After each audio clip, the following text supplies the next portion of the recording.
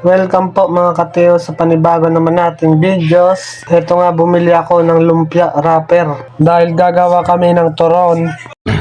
Ito nga ay pinaghiwa-hiwalay ko na pa isa-isa ang mga lumpia wrapper. 100 pesos nga ito lahat. Ang paggawa nito ay babalutin lang ng lumpia ang hinati na saging, yun lang po.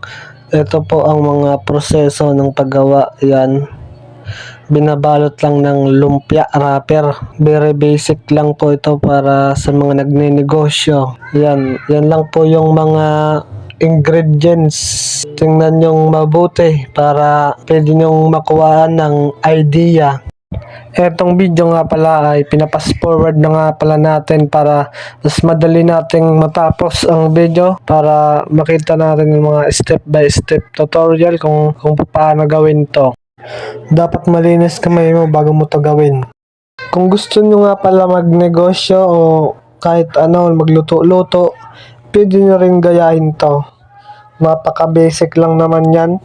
Ayan o, babalutin lang naman. Kahit nga bata, kayang-kaya to. So napakadali lamang po ng prosesong paggawa ng turon, yan lang po. At ganyan naman yung sa banana Q. Parang piniprito lang yan. Ibinubuntog sa tinunaw na asukal.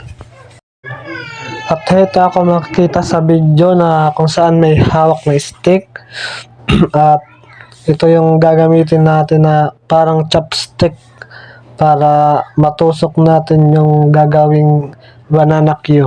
Napaka basic lamang po gawin yan.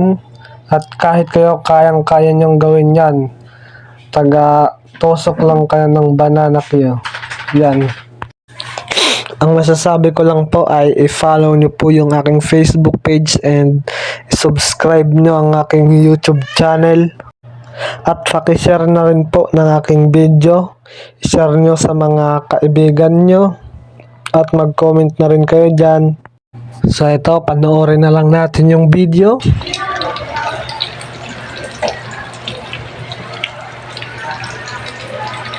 Ano gulong-gulong? Video yung pang.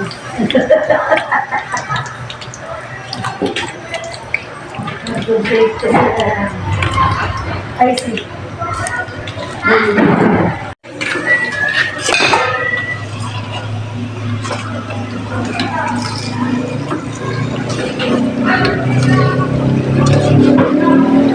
Para may iba niya, ma'am.